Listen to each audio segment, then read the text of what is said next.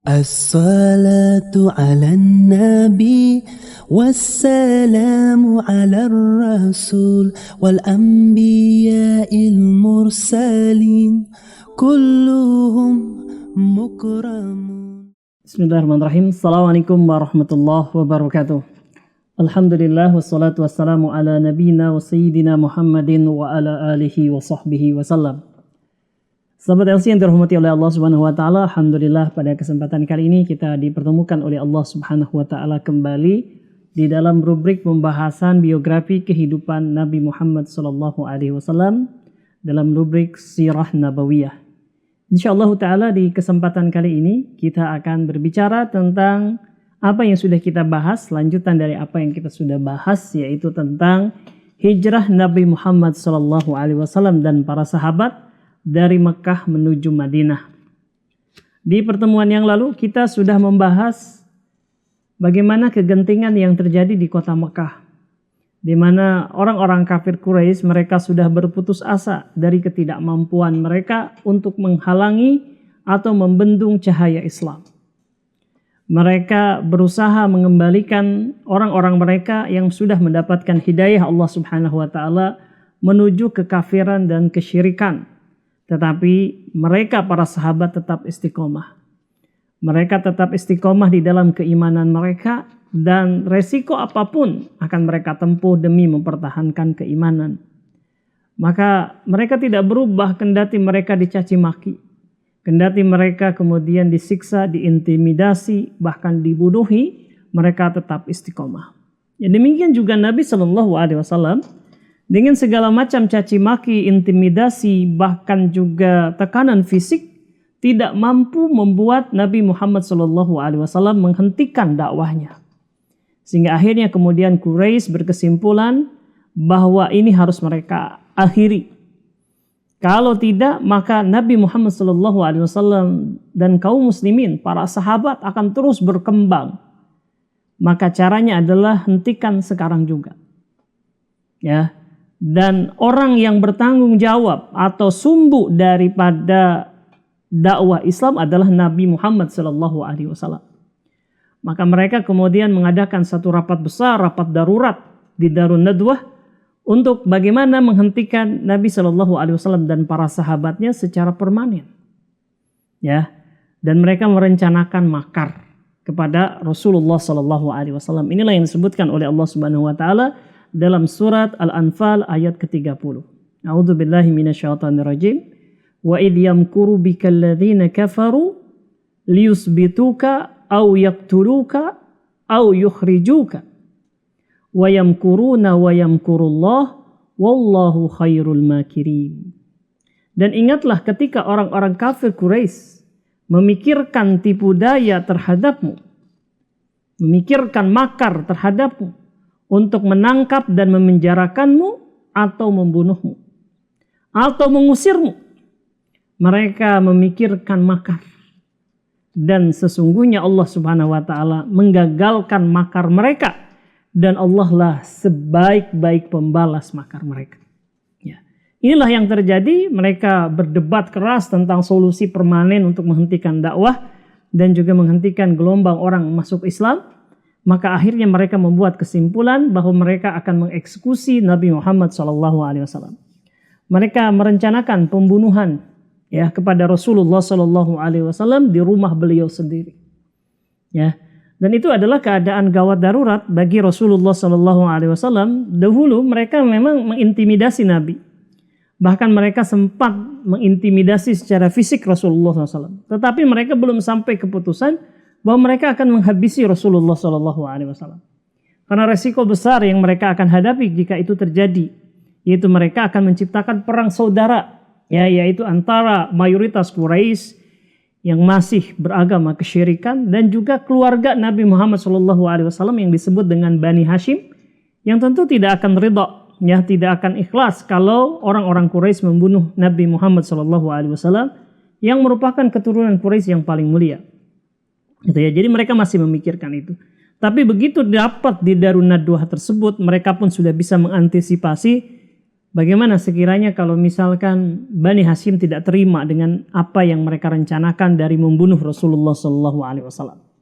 Akhirnya rencana itu disusun dengan matang dan mereka akan bersegera melaksanakannya malam itu juga. Ya, dan kabar ini, ya, rencana eksekusi kepada Rasulullah SAW ini disampaikan oleh Allah kepada Nabi Muhammad SAW melalui malaikat Jibril. Dan sekaligus juga memerintahkan Nabi Shallallahu Alaihi Wasallam untuk segera menyusul para sahabat, karena memang orang-orang Islam, ya, para sahabat sebagian besar mereka sudah meninggalkan Mekah menuju Madinah, sebagaimana yang diperintahkan oleh beliau, gitu ya. Nah, akhirnya beliau menyadari, ya, dan mengetahui rencana buruk orang-orang kafir yang akan mencelakakan beliau. Maka yang terjadi selanjutnya adalah beliau tentu saja harus segera pergi, ya. Tetapi ada amanah-amanah yang harus ditunaikan, ya, yaitu beliau masih memiliki beberapa keluarga yang masih berada di Mekah, ya, dan beliau juga ketika itu masih memiliki titipan-titipan dari orang-orang kafir Quraisy yang menitipkan harta benda mereka kepada beliau, gitu kan? Dan ini semua harus ditunaikan amanahnya, ya. Untuk keluarga beliau serahkan kepada Bani Hashim yang memang ketika itu masih ada, gitu kan? Sementara kemudian harta-harta itu harus segera dikembalikan. Kalau tidak, beliau menunjuk wakil untuk bisa mengembalikan. Ya, ketika itu sosok itu adalah anaknya Abu Thalib yang bernama Ali bin Abi Thalib yang memang sejak kecil tinggal bersama dengan beliau Rasulullah SAW. Dan kemudian beliau tentu saja memerlukan teman untuk berhijrah. Karena hijrah dari Mekah menuju Madinah ini adalah jarak yang sangat jauh. Lebih dari 500 km menembus padang pasir yang sangat luas, dan juga kemungkinan besar orang-orang Quraisy akan membuat barikade, akan menghalang-halangi atau akan menyusul untuk menangkap Nabi Muhammad SAW. Jadi ini memang harus beliau pikirkan betul perencanaan itu, ya. Maka setelah mendapatkan informasi dari malaikat Jibril tentang rencana makar orang-orang Quraisy ini, beliau segera memanggil Ali bin Abi Thalib yang ketika itu usianya sudah remaja. Ya, diriwayatkan waktu itu Ali bin Abi Thalib berusia belasan tahun, ya mungkin 17 atau 18 tahun, ya sudah cukup dewasa, sudah cukup tua, gitu kan, untuk memikul amanah. Sampaikan kepada Ali bin Abi Thalib bahwa Ali akan menunggu rumah Rasulullah SAW. Bahkan Ali akan tidur di kamar Rasulullah SAW biasa tidur. Ini adalah strategi pengalihan supaya orang-orang kafir Quraisy, ya, mereka masih menyangka bahwa Nabi SAW masih berada di rumah beliau. Yang kedua, tugas Ali adalah untuk mengembalikan barang-barang titipan orang-orang kafir Quraisy. Ya, karena itu adalah amanah. Ya, walaupun amanah itu dititipkan atau diberikan oleh orang-orang kafir, seorang yang beriman dia akan tetap menjalankan amanah gitu. Ya, karena menjalankan amanah adalah bagian dari keimanan. Rasulullah SAW mengatakan, la imana liman la amanatalah. Ya, tidak ada keimanan bagi orang yang tidak menjalankan amanah. Ya, nah ini disampaikan kepada Ali bin Abi Thalib. Nah ini selesai, ya, berarti barang titipan orang-orang Quraisy sudah beliau wakilkan kepada Ali bin Abi Thalib untuk mengembalikannya, dan nanti strategi beliau keluar rumah untuk mengalihkan, Ali tetap akan ada di rumah beliau. Sementara keluarga beliau yang lainnya, ya anak-anak beliau dan yang lainnya sudah sebagian berangkat dan sebagian masih berada di perkampungan Bani Hashim, gitu kan. Nah, kemudian masalah selanjutnya siapa yang akan menemani Nabi? Nah, ketika malaikat Jibril memberitahukan, gitu kan, bahwa beliau harus segera berhijrah, di situ juga malaikat Jibril memberitahu bahwa teman beliau untuk berhijrah adalah Abu Bakar As-Siddiq radhiyallahu anhu. Ya, maka segera ketika itu di waktu siang hari bolong, ya, siang hari, tengah hari, sedang terik-teriknya, beliau Rasulullah SAW segera berangkat ke rumah Abu Bakar As-Siddiq radhiyallahu anhu, ya, memberitahukan bahwa beliau akan segera pergi, dan Abu Bakar kaget, ya, karena tidak biasanya Nabi SAW datang di tengah hari di waktu cuaca sangat panas, ya, dan Abu Bakar tahu bahwa ini ada sesuatu yang penting, ya. Maka Rasulullah SAW ketika sampai di rumah Abu Bakar ini, beliau minta tidak ada orang lain, ya, selain Abu Bakar As-Siddiq radhiyallahu anhu dengan beliau, ya. Maka Abu Bakar mengatakan, ya Rasulullah, tidak ada orang lain di rumah saya ini. kecuali adalah putra-putri saya dan mereka adalah bagian dari keluarga saya. Aman ya Rasulullah. Gitu kan? Ada apa? Ya, maka dikatakan sesungguhnya saya, kata Rasulullah, sudah diperintahkan oleh Allah Subhanahu wa taala untuk berhijrah. Ya. Dan Allah Subhanahu wa taala juga memberitahukan bahwa engkaulah yang akan menemani saya berhijrah. Kurang lebih seperti itu yang disampaikan Nabi kepada Abu Bakar, dan Abu Bakar As-Siddiq radhiyallahu an, yang seperti yang kita sampaikan pada pertemuan yang lalu, berharap dia bisa berhijrah dengan Nabi. Tapi karena belum ada juga perintah untuk berhijrah atau menemani Nabi Muhammad SAW, Abu Bakar sudah siap-siap untuk hijrah.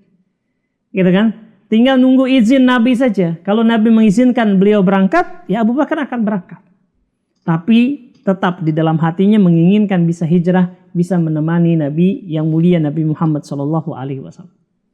Maka ketika Nabi memberitahukan kepada Abu Bakar, engkau Abu Bakar sudah dipilih oleh Allah untuk menemani saya hijrah. Maka kemudian menangislah Abu Bakar As-Siddiq radhiyallahu an saking gembiranya. Ya, bahkan Abu Bakar bertanya untuk memastikan apakah benar saya akan menemani Anda. Ya, Rasulullah menjawab, ya, engkau akan menemaniku. Aisyah radhiyallahu anha yang istri Nabi sekaligus anak dari Abu Bakar As-Siddiq radhiyallahu anhu meriwayatkan ini dengan mengatakan, fa wallahi ma sya'artu qattun qabla dzalika al-yaum anna ahadan yabki minal farh hatta ra'aitu Aba Bakrin yabki yauma idin. Demi Allah, aku belum pernah tahu, belum pernah lihat sebelum hari itu, ya, kalau ada seseorang yang bisa menangis karena bahagia. Hingga aku menyaksikan Abu Bakar As-Siddiq radhiyallahu an menangis hari itu. Yaitu ketika diberitahu Nabi bahwa Allah yang memerintah kepada Abu Bakar untuk menemani Rasulullah sallallahu alaihi wasallam. Ya. Dan ternyata Abu Bakar As-Siddiq radhiyallahu an seperti saya sampaikan tadi kemarin, ya, bahwa beliau sangat menginginkan untuk hijrah bersama dengan Nabi, sampai unta yang disiapkan untuk bepergian pun enggak satu. Tapi dua, ya. Dan dua ini adalah unta-unta yang terbaik. Ya, sampai dikatakan satu untuk saya ya Rasulullah, satu untuk Anda. Ya, nanti kita hijrah dengan dua unta. Ya, unta ini baru saya beli dan ini adalah unta yang terbaik. Ya, kata Rasulullah SAW, satu unta untukku, iya untuk Anda ya Rasulullah. Enggak, kata Rasulullah SAW, saya mau beli dari Anda. Ya, saya mau beli dari Anda. Kata Abu Bakar, enggak, ini saya hadiahkan untuk Anda, ini saya berikan untuk Anda. Enggak, ya, tentukan harganya, nanti saya mau bayar. Itu saya mau bayar, ya. Walaupun Abu Bakar tetap menolak, akhirnya Nabi SAW kemudian membayar unta tersebut kepada Abu Bakar As-Siddiq radhiyallahu anhu. Maka mereka kemudian di pertemuan itu membahas gimana caranya kita keluar dari Mekah. Dibuat perencanaan-perencanaan yang matang. Ya, ini menunjukkan bahwa Nabi SAW menempuh sebab. Ya, sebab kemenangan, sebab pertolongan, gitu kan? Enggak semata-mata beliau mengatakan, ya udah kita berangkat aja, kita nggak tahu apa yang akan terjadi, kita yakin Allah melindungi kita. Ya, nah yang dilakukan oleh Nabi adalah membuat perencanaan, detail-detail langkah gimana beliau bisa hijrah. Gitu ya. Nanti Allah akan berikan kemudahan, Allah berikan pertolongan lain lagi. Ya, tetapi ya inilah bentuk ketawakalan yang sejati, yaitu kita menempuh sebab-sebab. Ya, setiap realitas, setiap kenyataan, setiap detail diperhitungkan. Supaya karena tujuannya adalah bagaimana bisa sukses hijrah, bisa selamat. Gitu kan? Nah, ini yang direncanakan oleh Nabi SAW dengan Abu Bakar As-Siddiq radhiyallahu anhu. Mereka kumpul di situ. Mereka rapat di situ. Ya, membahas detail-detail gimana caranya. Ya. Akhirnya kemudian disepakati beberapa langkah. Ya. Yang pertama adalah ya bahwa beliau walaupun di hari itu masih ya beliau belum pindah dari rumah beliau, gitu kan? Beliau tidak akan bermalam di rumah itu, di rumah beliau. Kenapa? Ya karena beliau diinformasikan nanti setelah tengah malam akan ada orang-orang kafir Quraisy datang menyerbu rumahmu. Maka beliau tentu saja harus menghindar dari rumah itu. Gitu kan? Nah ini ya. Tetapi beliau hanya akan ngambil gitu kan beberapa kebutuhan beliau, lantas kemudian Ali bin Abi Thalib sudah diamanahkan untuk mengembalikan. Setelah itu beres, ya beliau akan kembali ke rumah Abu Bakar As-Siddiq radhiyallahu an, nanti berangkat dari Mekah menuju Madinahnya dari rumah Abu Bakar. Ya, dari rumah Abu Bakar gitu. Nah, di rumah Abu Bakar pun dirincikan juga, ya, tentu orang Quraisy sudah mendeteksi bahwa Nabi akan segera pergi. Nabi akan segera pergi, ya, dan tentu tidak akan sendiri. Siapa? Pasti ada orang yang menemaninya. Dan yang selama ini getol menemani Nabi SAW, Abu Bakar. Ya, jadi rumah Abu Bakar pun pasti akan diawasi oleh orang-orang kafir Quraisy. Maka Nabi SAW itu sengaja datang di tengah hari, ya, pulang sebentar, balik lagi ke rumah Abu Bakar, karena waktu itu orang-orang Quraisy di waktu siang hari sangat terik, mereka belum beraktivitas, masih sepi. Tapi kalau udah sore atau matahari sudah mulai bersahabat, panasnya udah sedikit adem, ya, mereka pasti akan mengawasi Abu Bakar, rumah Abu Bakar. Ya, maka Nabi SAW menyelesaikan kebutuhannya di siang hari itu juga, lantas kemudian beliau kembali ke rumah Abu Bakar di siang hari. Ya, beliau tinggal di situ sampai kemudian mau berangkat. Dan ketika berangkat pun didetailkan, ya, jangan keluar dari depan, ya, tapi kita keluar dari Makkah ini, keluar dari rumahmu itu lewat jalur belakang, gitu, ya, supaya tidak mendatangkan kecurigaan dari orang-orang kafir Quraisy, ya. Nah, kemudian yang dilakukan oleh Nabi SAW setelah keluar, gitu kan, dari rumah Abu Bakar mau kemana? Ya, mereka berdua kemudian mengatur jalur yang akan digunakan. Ya, nah jalurnya bukan yang dari Mekah menuju Madinah, ini bukan jalur yang mudah.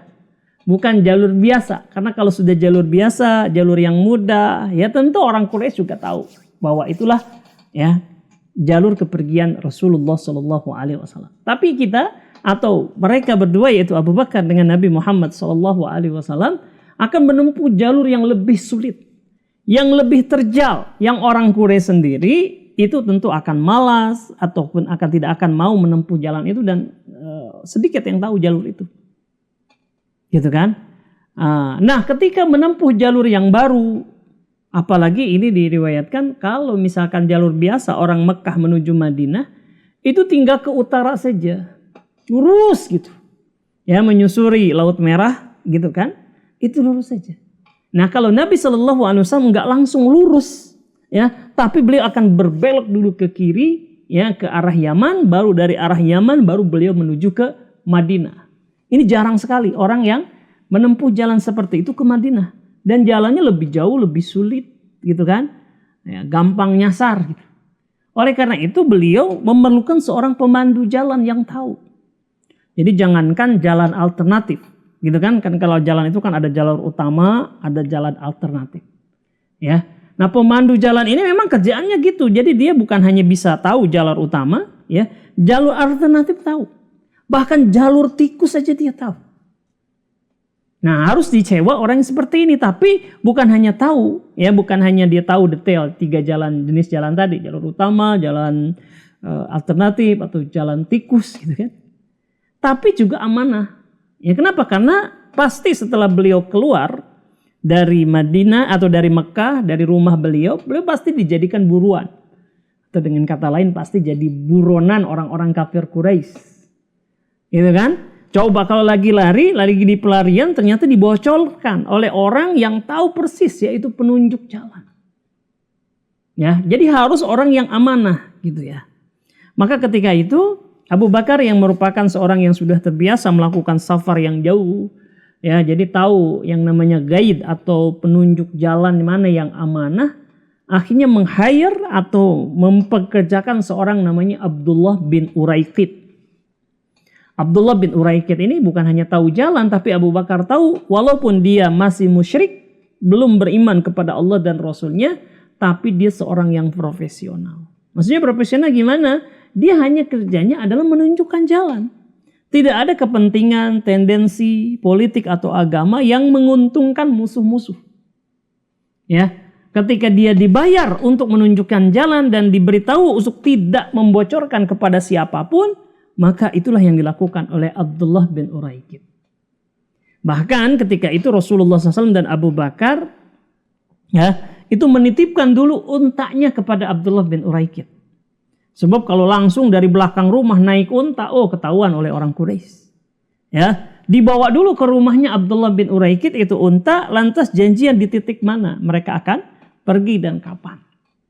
Jadi ketika Abu Bakar dengan Rasulullah Shallallahu Alaihi Wasallam itu keluar dari rumah mereka, gitu kan, itu tidak membawa kendaraan, berjalan kaki. Gitu.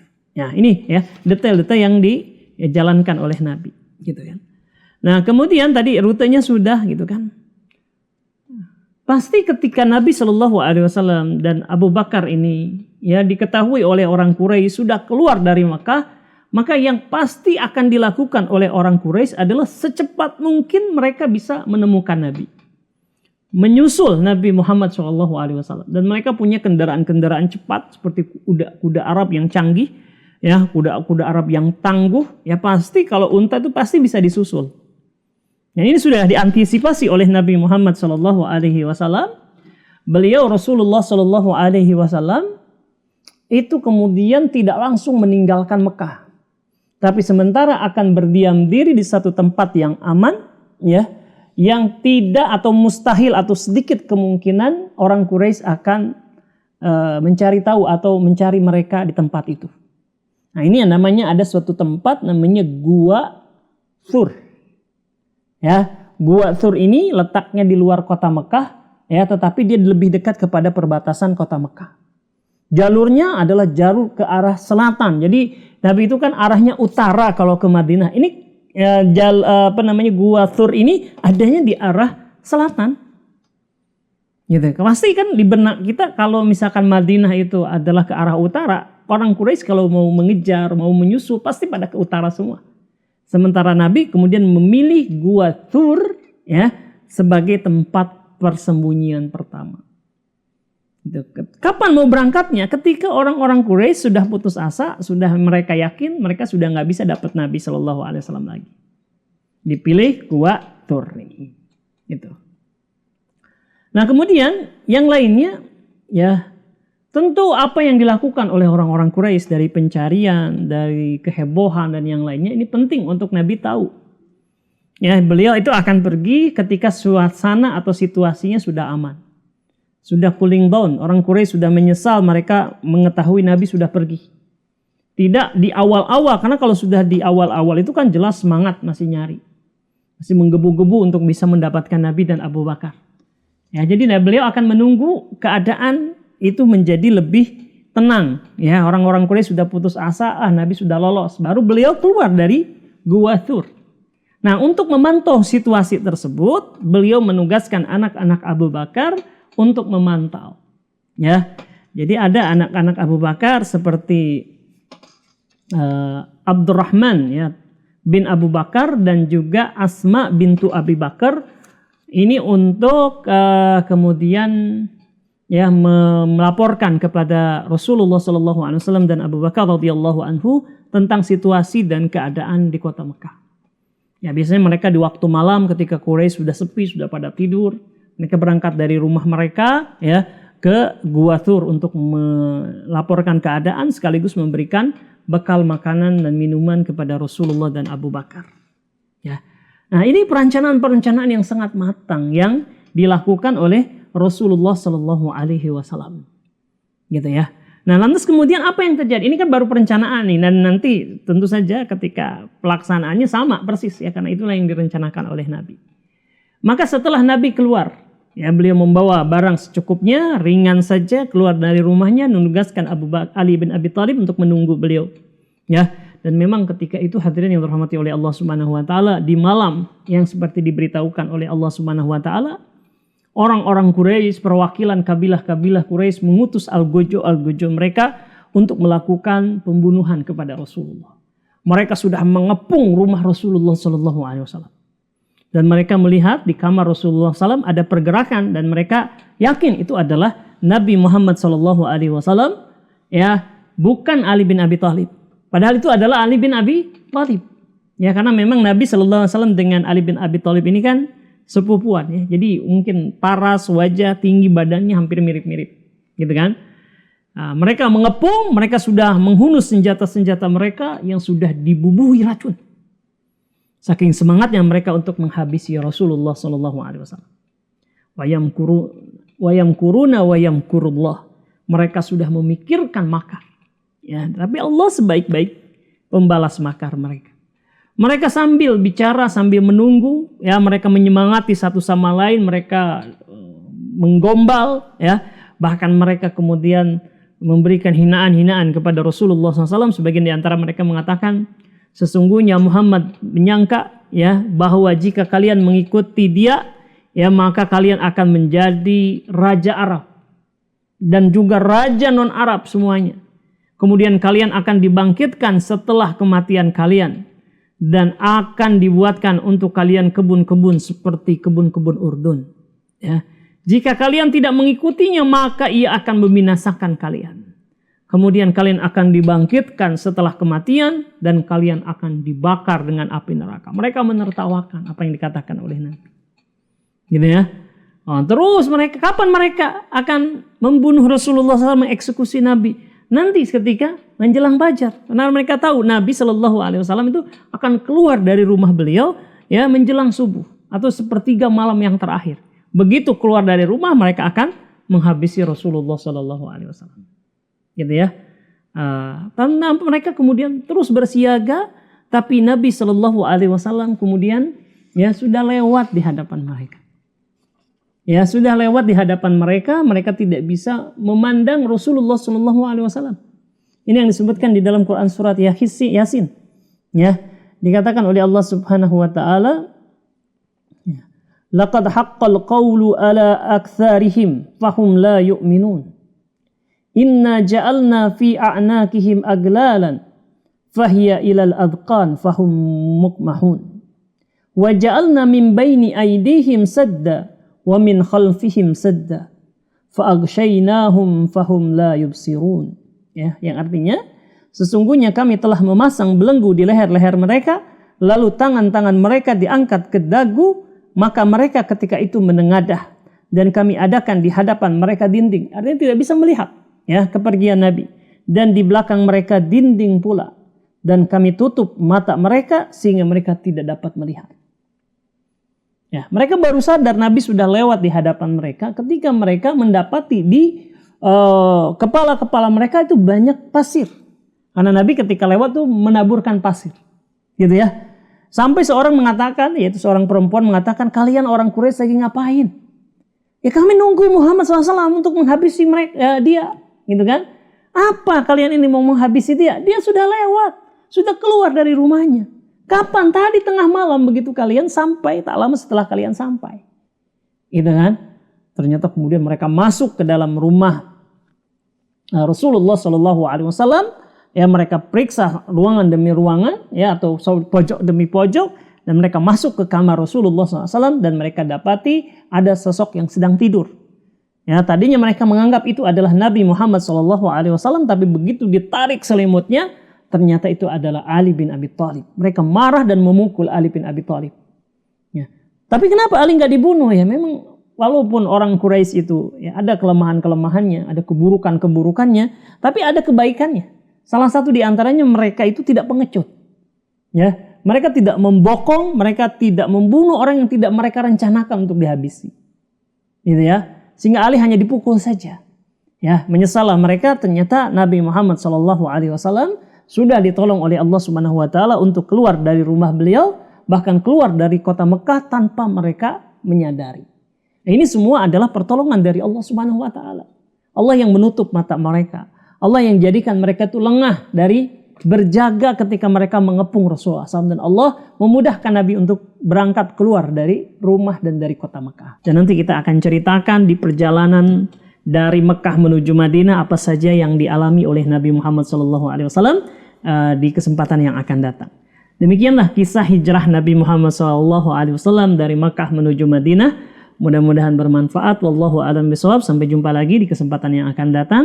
Subhanakallahumma bihamdika asyhadu an la ilaha illa anta astaghfiruka wa atubu ilaik. Assalamualaikum warahmatullahi wabarakatuh. Blessings be upon Nabi, peace be upon the messenger, and the prophets who were sent, all of them were on